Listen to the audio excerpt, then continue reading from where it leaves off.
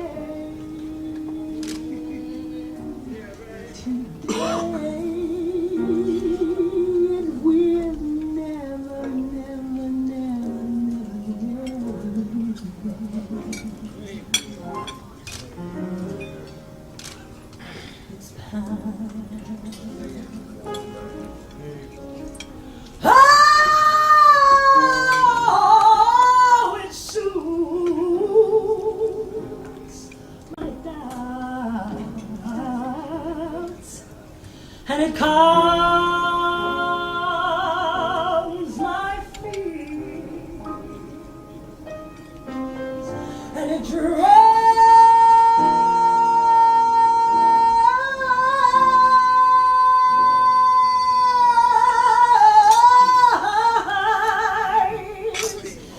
every tear.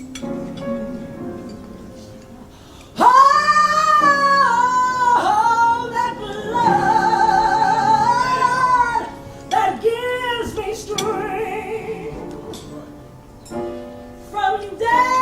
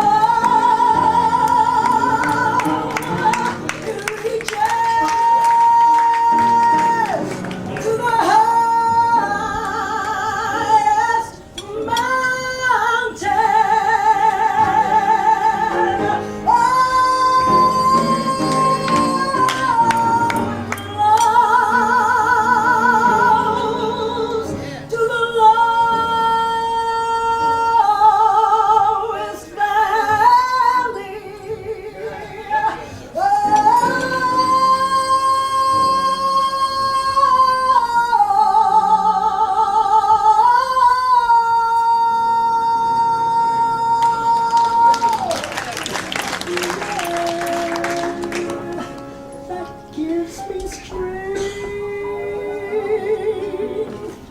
from day to day.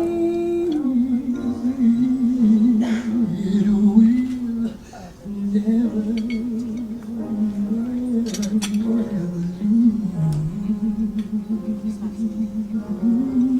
lose its power.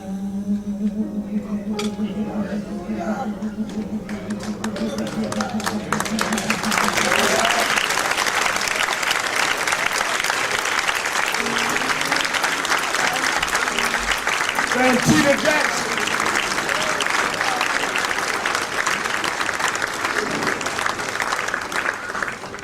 If you all knew the days it took for her brothers and I to teach her how to sing like that.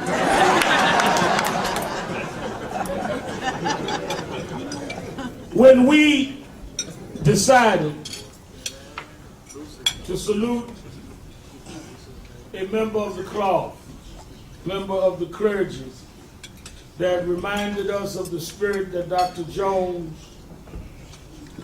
emanated and showed in his lifetime. The board had already decided our major award, which will be given tonight, was going to be given to Reverend Jackson. And we all know that we don't have Dr. Abernathy with us anymore. But there's one on that pantheon of great civil rights leaders who is unquestionably one that has led and sacrificed way beyond the measure of anyone in this room. And we felt that if there was one that could get this first National Action Network, William A. Jones Social Justice Ministry Award, it should be someone that would be incomparable to anyone else. And we unanimously came up with a man who has served for over a half a century. He chaired the board of SCLC when Dr. King was alive. He became the president for a while. But he's always been one that could lead from wherever he was needed, whether it was behind Dr. King or Dr. Abernathy, or whether it was in front when it was his time to serve. He was always there serving. He was always there speaking truth to power. I would like Jennifer to come up and help me to present an award this organization has named in memory of her father. Because, you know, if you know Bill Jones, he was a perfectionist. So we just couldn't give anybody something in his name. Ms. Carson, because I know the night I go to sleep, he'll be saying, Alfred, what was that all about?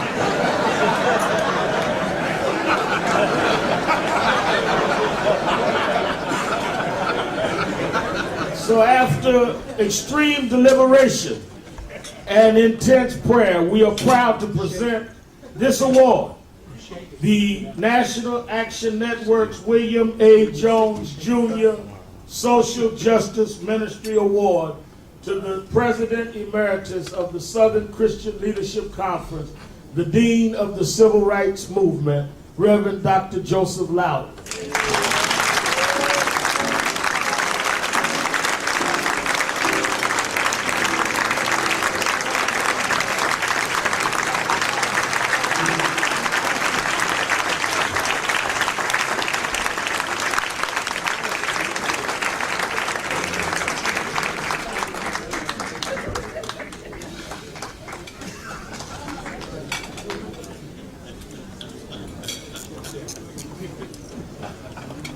Thank you very much, Reverend Sharpton, and for the invitation to this charming young lady, the daughter of my good friend Bill Jones.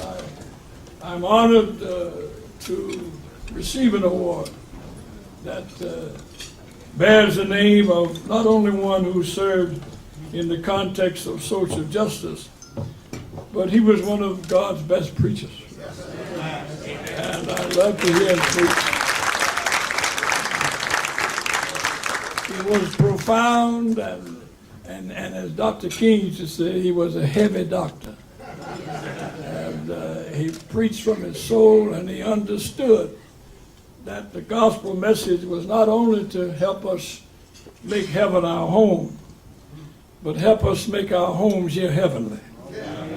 And that introduces the social aspect of a theology that I'm so proud to see represented a revival of in what is the gathering here today.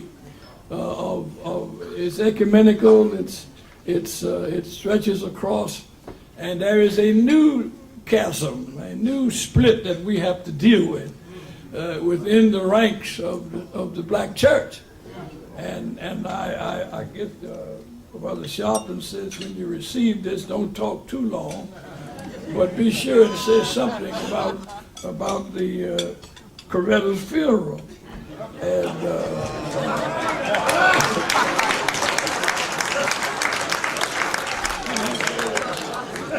because, well, the thing he remembers most was that I mentioned his name when I first got up, and Jesse's name, and that's about all he remembers. But let me say this, as this is a profound moment in history, because what happened is that there were three reasons why there was some reaction from the reactionaries in this country.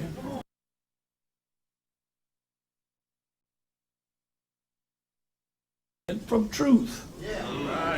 They never wanted to expose him to an audience that was independent in thought, an audience that was free from the screening process that they implement whenever they have an audience with the president.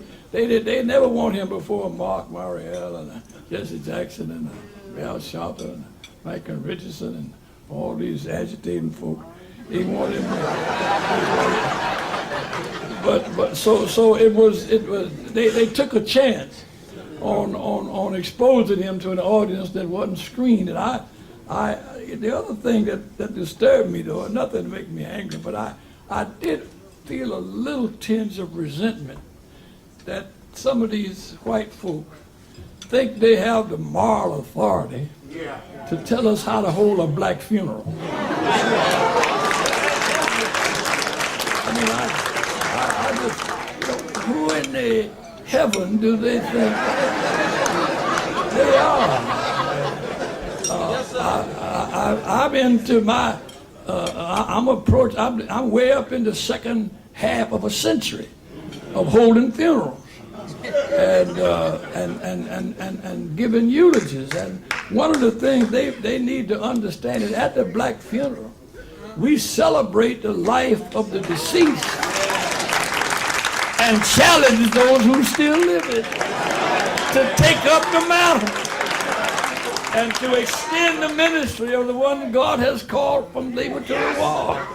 And if they don't understand that, you know, they culturally ignorant. Like experience.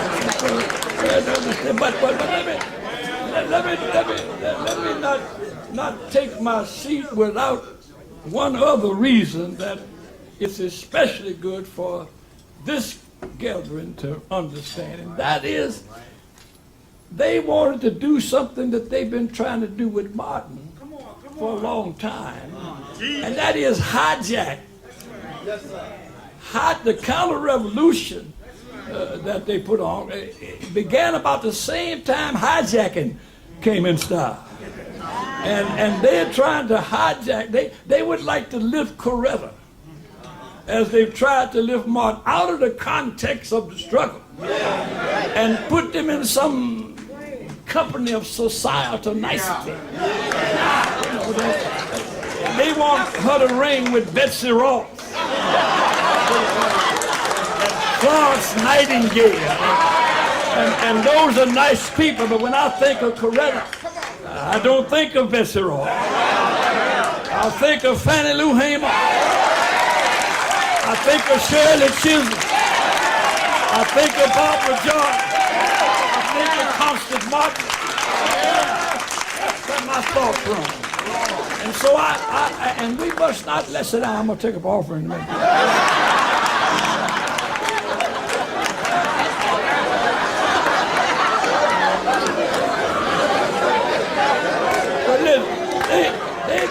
trying to hijack Martin and Bill Jones.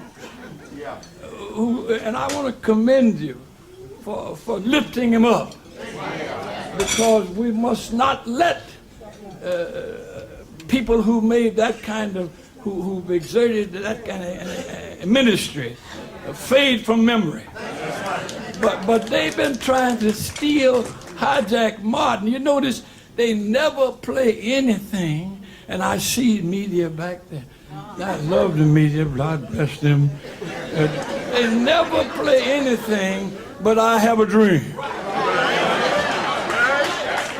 And I understand that one of the greatest orations ever delivered anywhere. Tremendous. But it wasn't all Martin had to say. And they have lifted out of context a part of that dream in their attempt to hijack him. I hear them quoting, Dr. King didn't believe in affirmative action. He said we must not judge people by the color of their skin, but by the content of their character. And he said that, but he was not defining the future. I mean the present. He was expressing a hope for the future. And we do long for that day when people will be judged by the content of their character. But it hadn't come when Martin was there, and it hadn't come yet. And we still express it as a part of our hope for the future. And so we must not let them hijack Martin, and I would not let them at that moment hijack Coretta. And somebody said to me, you ought not to embarrass the president when he's in your house. Well, it wasn't my house.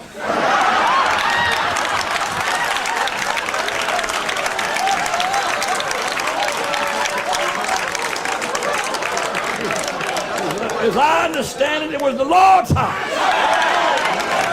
And when God called me to preach, he did not call me to deliver the gospel according to George, but according to Matthew, Mark, Luke, and John.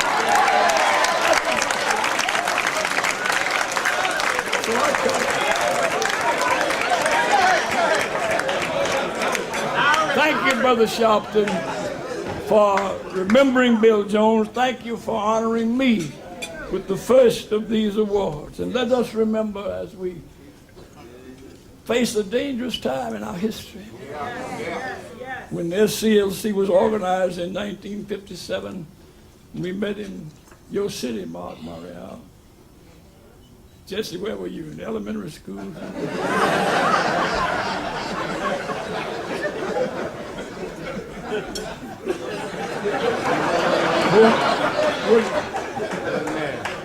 Well, you weren't there because you were too young. You were there because you were dumb. You've been in the 7th grade 7 years. I don't mean that about your daddy, baby. Where's my girlfriend? But we came up with the thing about redeeming the soul of America.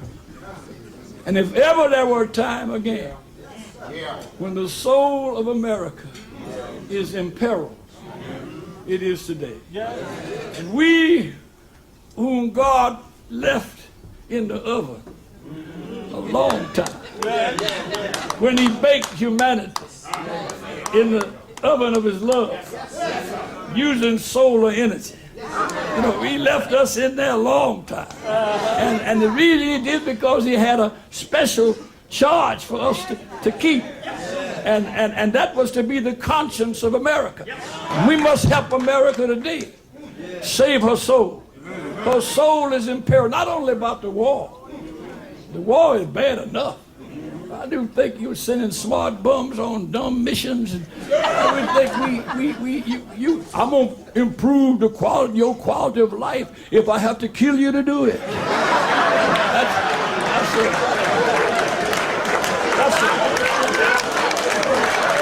That's a strange theology. Strange theology.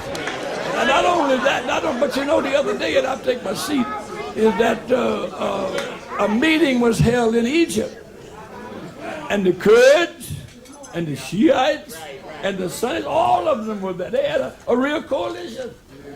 like that. And it didn't last long, but while they were there, they had it. And they came up with some firm resolution. And one was that they thought, in spite of the fact, Mr. Bush, that you want to improve our quality of life, we want you to go home. Leave us about the business of improving the qualitative nature and character of our lives. And they wanted an exit strategy, and even more amazing than that, they affirmed the right of the people of Iraq to resist the occupation. The media didn't say much about that, but they said, we affirm the right. You know, to the British, Crispus Attucks was an insurgent and a terrorist. And so what we call it, I don't know, but I declare I like to believe if I was Iraqi, I'd probably be listed among the nonviolent insurgents. Now, I don't know how I'd put that together in that violent context, but I'd have to resist the occupation. I would they knew the techniques and the philosophy and the theology of nonviolence. But we come today, and the call as I take my seat is to help. I went to what the NACP gone? Brother Gordon is gone. I went to the Southeastern Regional Convention of NACP the other day and spoke. And I kept looking around everything. I said, Walmart, all over the wall. I said, you told me this was Ruby Hurley luncheon, but I don't see nothing but Walmart up here. He told me you didn't have no money to pay me honorary, but I see Walmart.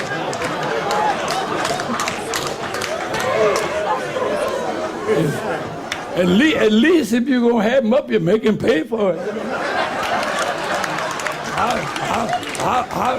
I ain't got no problem. I'll take all the money Walmart got. I won't give them a damn dime, but I'll take all the money they got and use a portion of it to get picket signs to picket with them until they learn how to move from charity to love, from exploitation to exaltation. And that's our challenge today. We must resist the attempt to hijack the soul of the black church. We're not called to be. We've been victimized, too many of us, by weapons of mass distraction. And we're running off on some kind of extracurricular issue. I haven't seen a single black high school kid drop out because of same-sex marriage. Hello? Oh, you're getting a little quiet now. But we've been distracted. That ain't our issue. After all these years, we're still less than 2/3 of the median income of white folks. That's what we need to be prioritizing. Don't let them hijack the soul of the black church. Don't let them. I heard them. I went to preach for a man. I was going to preach for a man in Jackson, Mississippi the other day. He would take me to the airport and he said, you know, a few months ago I took a call to my people down to Montgomery to stand with that judge. I said, what judge? The one who wanted the 10 Commandments. I said, the hell you did. That same judge with the 10 Commandments around his neck will see you lynched in his courtroom. That ain't our issue. We got to get our folks innocently talking about, yeah, what's wrong is they took prayer out of school. No, what's wrong, they may have taken prayer out your house, out the home. That's what the issue. But we don't need the government telling us how and when to pray. They tell you how and when, soon they may tell you you can't pray. That's not the government, that's the church. That's the family. And we must teach America how to move from charity to love. See, charity is all right, and Walmart giving all kind of charitable contributions. We got some of our friends in there trying to direct them, bless their hearts. But you know, charity. No. The new translation. The Bible says faith, hope and what? Charity. I heard you say charity. That's not the right translation. You need an updated translation. Yeah, King James is poetic and romantic and everything, but clarity ain't there.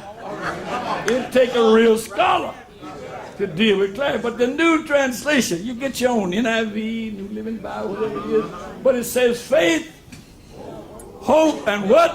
Love. See, love. And even in the Bible, with the faith, and the greatest of these is what? Love. See, charity. Charity is selective. Love is all inclusive. Charity is seasonal.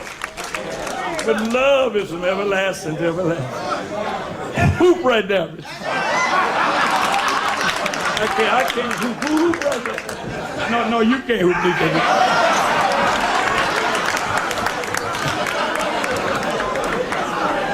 See, charity will give a hungry man a fish sandwich. Love will teach him how to fish. But love won't stop there. Love will work to get him a job so he can make a living wage and buy his own fish. Love will give him health care. Love will see he got a good pension program. And love will go down and see that the water's pure so the fish will be able to love. As the soul of the black church, I thank you for being here to just tell America we need love. There's no respect of person. Love. No respect of color. Love. No respect of race. Love.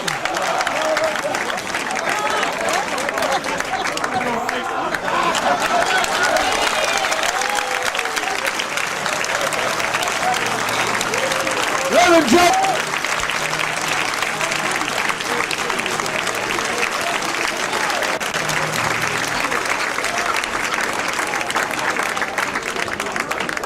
Reverend Joe Lowery, give him a hand.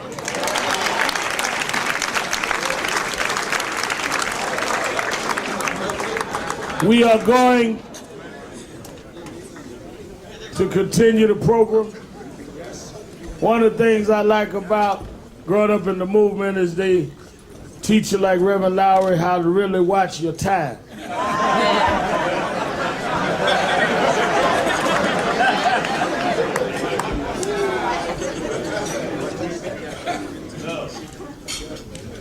Let me say this for you listening around the country and you hear, we're going to, after our call to action, we're going to hear from Mark Mariel of the Urban League and Reverend Jackson, and then all of these ministers that have come with a plan. Tonight is our Keeper of the Dreams Awards dinner that will be co-chaired by Martin Luther King III, who is en route to the hotel. We're honoring tonight Reverend Jackson and the Godfather Soul James Brown and Tyler Perry and Melody Hobson will receive the Woman of the Year Award. Tomorrow morning, the Speaker of the City Council of New York will host our breakfast on what is going on in the midterm elections. The Democratic nominee for 2004, Senator John Kerry, will address that breakfast. Then at 10 o'clock, the Black Enterprise Workshop on the dire conditions of black men will be chaired by Earl Butch Graves and Danny Glover. Then at 12 noon, the Truth Hamer Initiative, headed by Executive Director Roger Harris, will honor Linda Johnson Rice, who has succeeded her father's publisher of Ebony Jet. Simultaneously, there will be a workshop led by Leslie Kagan and Danny Glover. It will be a town hall meeting live on the air on the Iraqi war and mobilization for the April 29th march here in New York. Then on Saturday morning, our Saturday rally will be an open forum on where we ought to go politically in the African-American community. Kwame Kilpatrick, Mayor of Detroit, and members of the Congressional Black Caucus from Donald Payne to Charlie Rangel to Greg Weeks will chair that. And in the afternoon, has hip-hop gone too far? Reverend Darren Ferguson, stand up, Reverend, our youth director, with various members of the hip-hop community. So you stay with us. Before bringing on the call to action and then hearing from Reverend Jackson and Mark Mariel, Reverend Jones's daughter,